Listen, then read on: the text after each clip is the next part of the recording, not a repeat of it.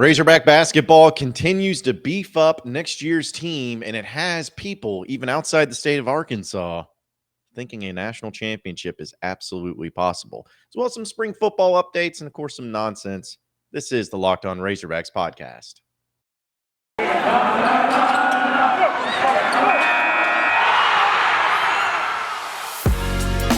You are Locked On Razorbacks, your daily podcast on the Arkansas Razorbacks. Part of the Locked On Podcast Network, your team every day.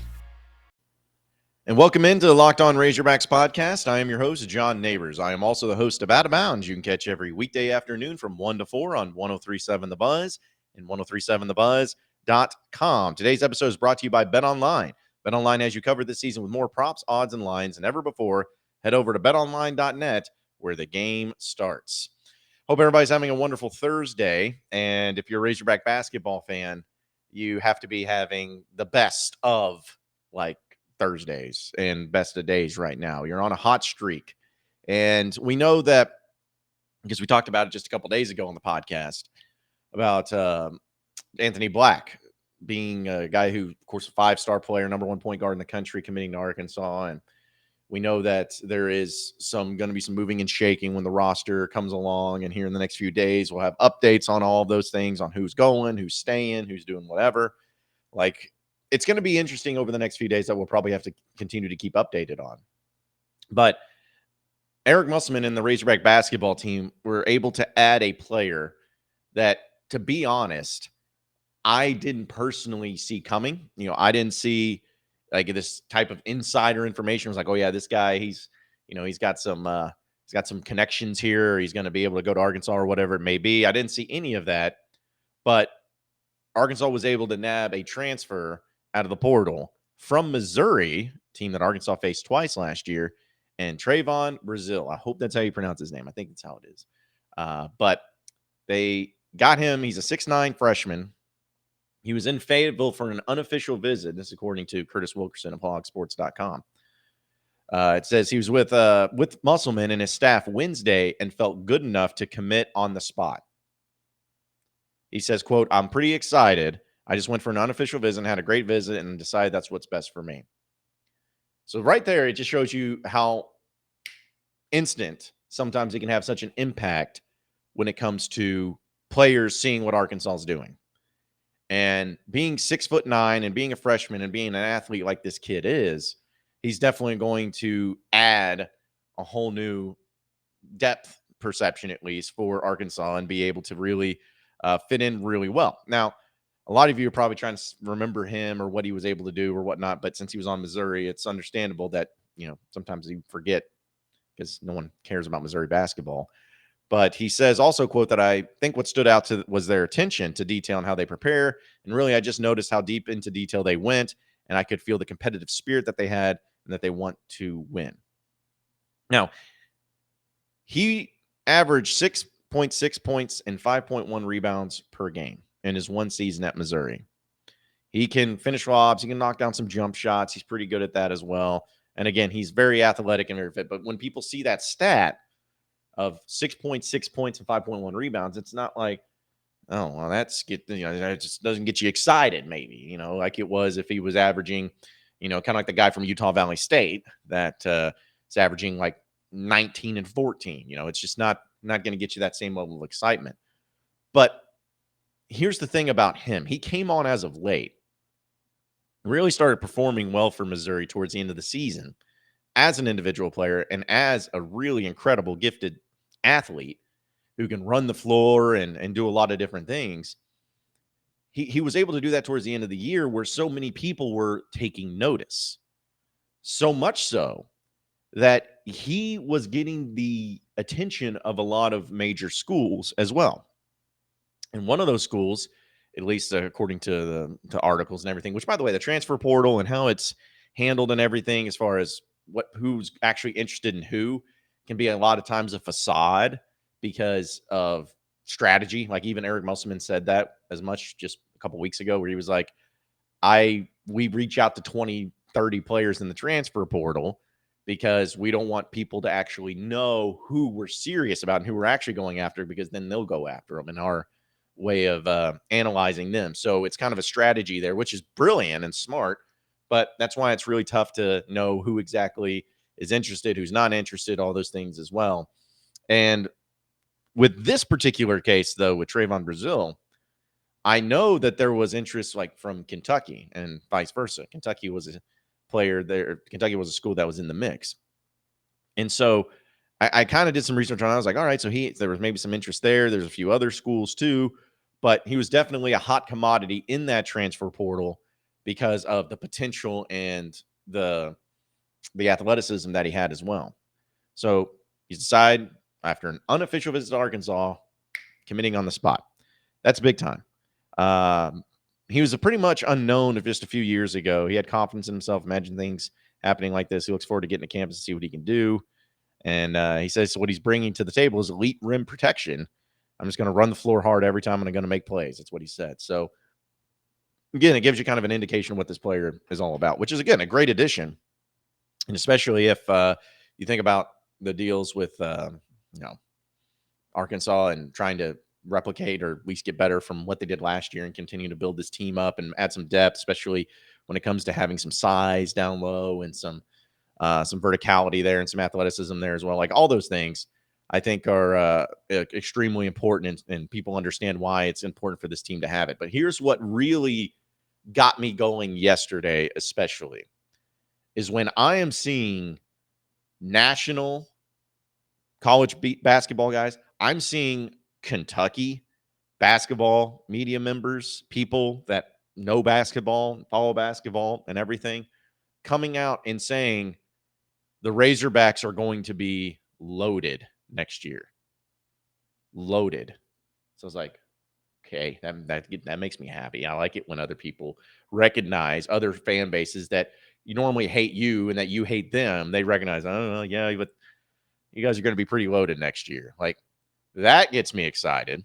And also what gets me excited is when I start receiving text messages from various people in the SEC specifically, people that cover basketball for other schools and everything. And I'm getting blown up and they're saying a lot of the same things, essentially, where they're like, I don't think you realize just how good your basketball team's going to be next year. I don't think you realize how insanely talented that basketball team's going to be next year. They're saying that not only will they be the overwhelming favorite to win the SEC, they may even be the favorite to win the national championship.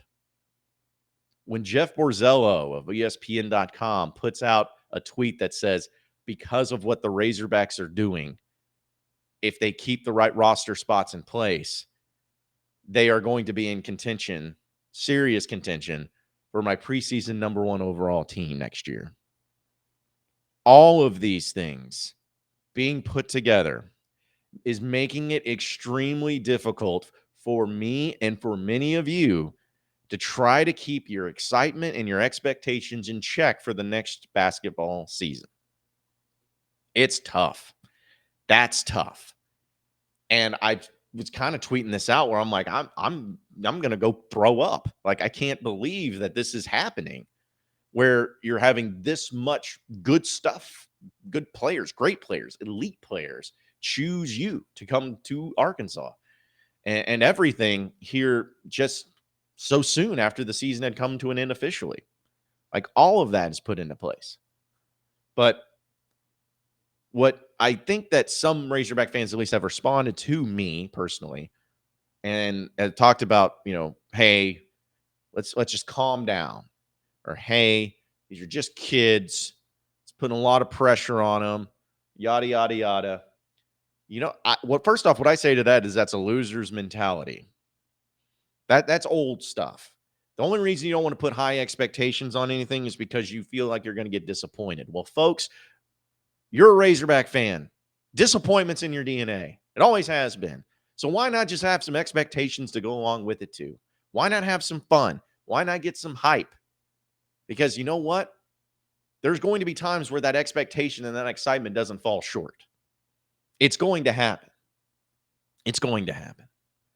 And I think that this year will be the year, this upcoming season will be the season that happens. Now, winning a national championship, I think that's just the March Madness, the NCAA tournament is such a crapshoot. I don't think you can put that expectation on the Razorbacks. Good enough to do it for sure, but it can't be like a national championship or bust because you just never know in the tournament. But winning the SEC next year, yeah, that's something they're going to do. Regular season, maybe even the tournament. They'll probably win the Maui Invitational. Probably so. They'll probably win 30 games. Probably so. If everything stays according to plan and they keep everybody healthy and all those things, yeah, that's the expectation. And that's what the expectation should be. You know why? Because that's the expectation that Muss and his staff puts on their program. And if they're putting that expectation on the program, you should too. I don't want a coach that says, well, guys, we'll see. Well, we're hopeful. We'll see. No, I want a coach and I want a program that knows that is the expectation, that knows that is what they're going to try to do, is win a national championship. Straight up. I don't want anybody on board this must bus that doesn't believe the same thing. And so as fans, I get that you just kind of want to temper your expectations. You don't want to get too excited. You want to kind of put it all, bound the back, just, we'll see.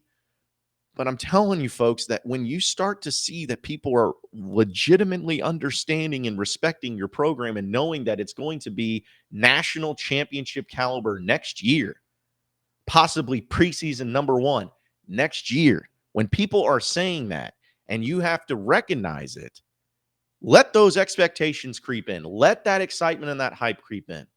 Because when you do that, it's going to make the season a lot more fun. It's going to make you look forward to it a lot more. You're wanting to go to games. You're wanting to go to practices. You're wanting to hear about it. You want to talk about it. You can't wait to go to those games, maybe on a road trip, maybe go to Hawaii for the Maui trip, the NCAA tournament. You start looking at where the region sites are, and you say, oh my gosh, there's one in Birmingham for the round of 64 and 32. We can make that trip. Oh my gosh, there's a Kansas City. If Arkansas is the number 1 seed, they'll probably get pointed out there, and we can go to the Sweet 16 Elite 8 day, and holy crap, the Final Four's in Houston. We can make our trips there. That's not too far. That's fun. So with all this stuff going on, let it be fun. Have fun with it. Have fun with expectations. I'm going to have fun with it. I want you to have fun with it. We're going to have fun with it on this podcast. Just going to keep it going, man, and have a good time. Not even worry about anything else. Trust me on that. Folks, you heard me talk to you about athletic greens. Now, here's the thing. It's something that I use to really help myself out when it comes to better gut health, because I'm getting up there in age. And working out, eating right, it helps, but something like athletic greens can always be something that puts you over the edge and gets you more energy, an optimized immune system, as well as not having to deal with taking extra pills or anything like that. It's a supplement that tastes great, and you need to see what the hype is all about, because I'm telling you, folks, this is something to where every time I wake up, I go through my morning routine, but once I get athletic greens, I'm feeling good, feeling froggy, about to leap and to take on the day. And that's what it's all about. So I encourage all of you to try it out as well. And to make it easy, Athletic Greens is going to offer you a free 1-year supply of the immune supporting vitamin D system and 5 free travel packs with your first purchase. All you have to do is visit athleticgreens.com/college. Again, that's athleticgreens.com/college to take ownership of your health and pick up the ultimate daily nutritional insurance. We're also brought to you by StatHero. Now, I know that, all the brackets are about to come to an end, and maybe you're still not feeling too good about the way that your brackets performed, but that's okay. StatHero can help you out with that and still have some fun, where it's the NCAA single game pick'em game that pits the star players against each other in an amazing hybrid between fantasy and sports gambling. It gives you the advantage, resulting in all the gamers winning 4 times more often. Why? Because StatHero eliminates the mystery about who or what you are going up against. In addition to their pick'em games, you also have dozens of lineups that you can comb through to take on head-to-head, and they simply post sets of players for you to take on with the set of players you choose. It's the easiest and fastest way to get your sports action fix. So it's got simple, sleek gameplay, and it will have you playing in minutes. That's what daily fantasy is all about, and that's what it was meant to be. So sign up for free right now at stathero.com/lockedon. Use promo code LOCKEDON for a 100% deposit match. That's stathero.com/lockedon. Use promo code LOCKEDON for a 100% deposit match. Terms and conditions do apply. You are Locked On Razorbacks, your daily podcast on the Arkansas Razorbacks, part of the Locked On Podcast Network, your team every day. All right, so talking a lot of basketball, but I do want to also talk about football and spring practice going on right now, which we'll have updates on all those things and have some fun with those things too. And hopefully we get something, other than just, the backup punter's looking good. No, it's like I want legit stuff. So we'll see. But either way, one thing that was really on the topic of conversation and on the minds of so many was about Malik Hornsby, which we know that him returning this upcoming year for the purposes of obviously him being a great athlete, but also quarterback, and thought maybe there's got to be some other ways you can see the field, whatever it may be. Well, according to at least the practice that the media got to watch over on Tuesday, you had Malik Hornsby playing at the backup role behind KJ Jefferson. It's about right. I mean, that's what you expect out of the backup quarterback. But then there were other times where he lined up at wide receiver while KJ Jefferson was playing quarterback. And then there were times he kind of lined up in that running back spot and everything. And so when you're seeing all that, you're like, okay, so maybe this is going to be they're going to put together some game plans for Malik. Like maybe they're going to keep him at the backup quarterback position, but also because of his sheer athleticism, find various ways to get him on the field and have him see the field as well. And even a couple of running backs like AJ Green and Rocket Sanders, they were talking about him. They're saying like, hey, I'm pretty excited to see him when we putting him on the field, because that man is fast, as they put it. And that's what they keep saying about him, is just his sheer athleticism and his ability and his speed and all that. And when I see all that, I'm like, okay, the possibilities could be endless when it comes to the offense and trying to, do different things when however you want to set apart the offense. Like if you're Kendall Briles and you're going to be going up against really good defenses and all that stuff, another wrinkle that you can add in is if you have, Malik Hornsby playing wide receiver a lot, even though people are going to be always watching the pass or whatever, you can actually run those wide receiver passes. Unlike last year when you tried to do them all the time and you didn't complete one of them. Like that was the most frustrating thing, is because they kept running it. I think they ran it like 8 times or something. Traylon Burks was usually the one that threw it, or Warren Thompson. I think they completed one pass, and almost every other time it did not work out. Okay, if you insist on doing that, fine. Do it with Malik Hornsby, though. Do it with an actual quarterback. Do it with somebody that can actually throw the ball. And so I'm hoping that if they are going to run those plays, they can make it to where they throw, of course, the defense off guard, but also put him in a position with Malik Hornsby to make a throw. I think it would be so awesome if they could do something where Malik Hornsby throws the ball like a wide receiver pass, but throws it to KJ Jefferson for a touchdown. So like one of those things where KJ snaps the ball, throws it over there to the side, and then suddenly they're like, oh, pass. But then KJ is like running behind the line of scrimmage and going down the seam, and he throws it down the field, and there's KJ alone, and he catches the ball and runs for a touchdown. Like I think that'd be like something like that would be really cool. And I think that knowing Kendall Briles and knowing the type of offense that they run, they make it extremely interesting and extremely, unpredictable at times.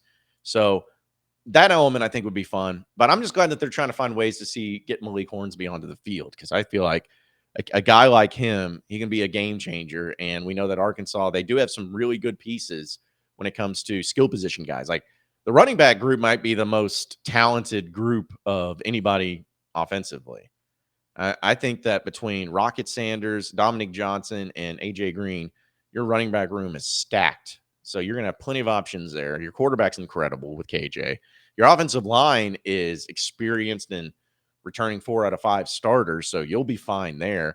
And wide receiver is going to be the key position. But if you can have Malik Hornsby go out there and add to that wide receiver depth and find other plays to get him involved, that'll be awesome too. So I've heard good things about that move that they've made. I've heard really good things about Drew Sanders and him lining up the linebackers. It's been him and Bumper Pool kind of side by side in that whole thing, and he's been performing really good. And I think it was what Trey Biddy said of hogsports.com. He says that like they basically look identical. Like they look like the same stature, same thing. They just look kind of like the same type of linebacker, but also with a lot of tenacity. So I think that that could only be a good thing. I would think so, at least for Arkansas, and especially the linebacker position. But things are coming along for spring football. They really are, and so hopefully that this continues on, and hopefully Arkansas will continue to improve, and we'll get to a little glimpse of some stuff going on and how it'll look once football season arrives, because it'll be here before you know it.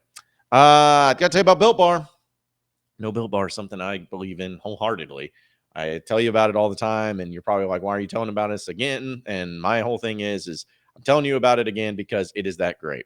I'm just telling you about it because they say, hey, tell these people. I use it myself, and I think that that's what really stands out about it is I wouldn't tell you and feel this strongly about it unless I used it myself, and that's what I do with Built Bar. They have so many different flavors to choose from, and one of the great protein bars you'll ever see. The best tasting one I've ever had. There's no doubt. There's no question about it. Has 17 grams of protein, only 130 calories, gives you that extra edge, gives you that extra energy to keep on going and to keep on, having, whether it's a quick day or a quick snack that you need during a rush day or whatever. That's what Built Bar does for you. So check it out over at built.com and see all the different flavors and all the different options there they have. And when you go there, be sure to use promo code LOCKED15. That's promo code LOCKED15. So when you can check that out, doesn't matter how many you get 15% off. Get all the Built Bars, buy out the entire store. But as long as you use that promo code LOCK15, you're going to get your 15% off over at built.com. That is Built Bar. You are Locked On Razorbacks, your daily podcast on the Arkansas Razorbacks, part of the Locked On Podcast Network, your team every day. All right, so final segment of the Locked On Razorbacks podcast. I just said yesterday, if you guys ever had anything you wanted me to bring up or talk about or anything like that, that I would try to listen to it and try to approach it the way I could. And it's so dumb because I didn't think I would talk about it, but some of you wanted me to talk about if I'm on Team Chris Rock or Team Will Smith for this whole thing.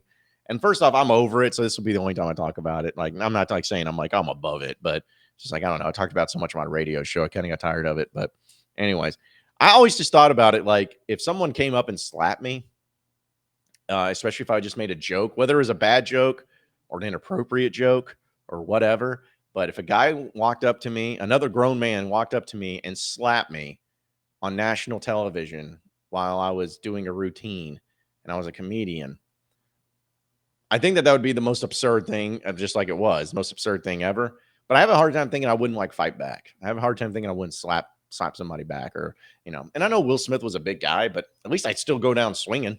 He'd still probably beat me up, but we'd have some furniture moving around there, and I'd be going after it regardless. So, but yeah, I saw that, and then somebody asked if I'm Team Chris Rock or Team Will Smith. I'm Team Chris Rock, 100%. Like, I get that if you didn't appreciate the joke, fine. But that's the thing is people think okay, well, because he didn't appreciate the joke, so therefore that's what happens. You go up there and you defend your wife's honor, and I'm like, okay, no, there's ways to handle those things, especially when the intent was not to be mean. It's Chris Rock. He's a comedian. It's his act. So you just, you sit there, even if you I wouldn't mind Will Smith yelling at him. From there, just be like, hey, keep my wife's name. If he did that, I'd be like, okay, it's a little over the top, but that is better than going up and slapping a grown man. That is 100% better than going up and slapping a grown man. So that you just don't handle that way in a society. And I think that it's so dumb that people try to justify that. Oh no, if somebody did something physically towards your wife or anything like that, okay, again, furniture moving, let's go. But I just saw all that and I just laughed, and I kept thinking, I'm like, what? So I hope something like that happens. It's going to happen one day, because we've already seen it with Juwan Howard, grabbing or slapping, whatever that thing was that he did towards that Wisconsin coach. But I think that one day there's going to be where there's a handshake in an SEC football game and one coach is just going to slap the piss out of another coach. Like, and it's just going to be great. I don't know who it'll be. I have a feeling that Lane Kiffin might be the receiver of that slap. Just saying. I could see a lot of different reasons why another grown man would want to slap Lane Kiffin. That has nothing to do with football and maybe more to do with sliding into DMs. Could totally see that. I don't know. There'd be a lot of different things I could see. But yeah, just don't slap people, all right? Like, especially that. Like, I always think back, and this is where my final stance is on it. Think back to the Dave Chappelle show. I'm talking about Rick James. And for those of you who know that show and know that episode, you know what I'm referencing. When he slapped Charlie Murphy, he's like, you don't slap a man. He's like, even when slapping was fashionable and they'd come up to you and be like, whap, I challenge you to a duel. He's like, they would have a gunfight after that. Somebody had to go. Somebody had to die over this thing. And that's how I feel too. He's like, you don't slap a man. And if you do, there's a duel. There better be a duel with pistols after something like that. So anyways, I'm hoping one day that somebody else gets slapped. This has been the year of the slap. We had the slap in college basketball. We've had the slap in the Oscars. If we get a slap in some college football or some NFL, man, it's going to be the best podcast of all time. Appreciate everybody listening into Locked On Razorbacks podcast. Be sure to like and subscribe to the podcast on iTunes or on Google Play. Also get after me on Twitter at BuzzJohnNabors for any questions, comments, concerns that you may have. We'll keep it going from there. Same podcast time, same podcast channel tomorrow afternoon. Have a great day, everybody. We'll see you then.